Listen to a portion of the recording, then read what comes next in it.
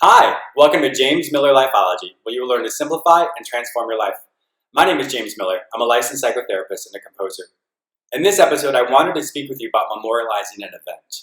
We've all experienced many traumatic things in our life. For example, a death of a spouse, a layoff from a job, a death in the family, maybe a betrayal with one of your friends, a traumatic breakup, a divorce. Many things we've all experienced at different times. And so when those things happen, we kind of go inward. We don't want to talk to anyone. We want to just kind of isolate. So let's say the event happened, and then a week later, we run into people whom we've not yet spoken to. And so when they see us, they maybe give us a hug and say, "I'm so sorry you went through that. That's so difficult." And so we've had a week of time to process the event. But when these people see us, they all of a sudden respond to us as if the event just happened.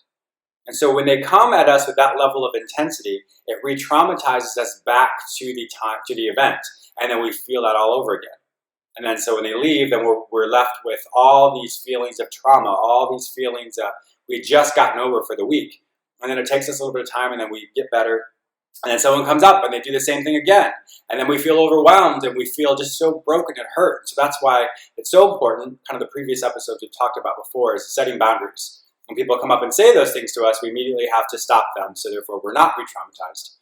But the whole point of this video is to project forward. What we don't realize is we memorialize an event. And so when you memorialize something by giving it an anniversary date, let's say it's been a month, and you're like, "I've been single for a month," or I've been laid off for 2 months, or my spouse passed away 1 year ago.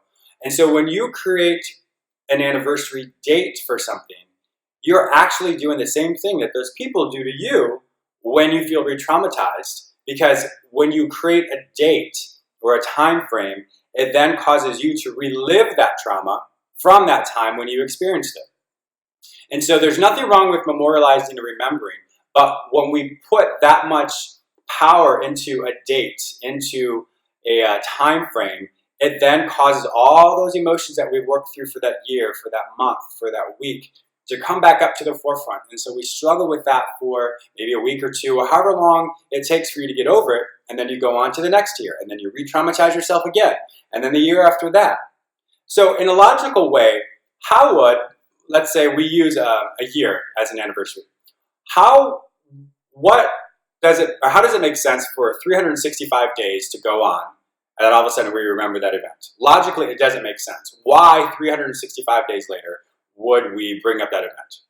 Logically, it doesn't make sense. So the way to grieve through something is you memorialize it on a daily basis, in the sense of you are aware of the grief, you're aware of the heartache, and you process it and you move on. Of course, maybe talk to a therapist or your friends, but when you give a snapshot date moving forward of an event, it will re-traumatize you. So 365 days out is simply 365 days out.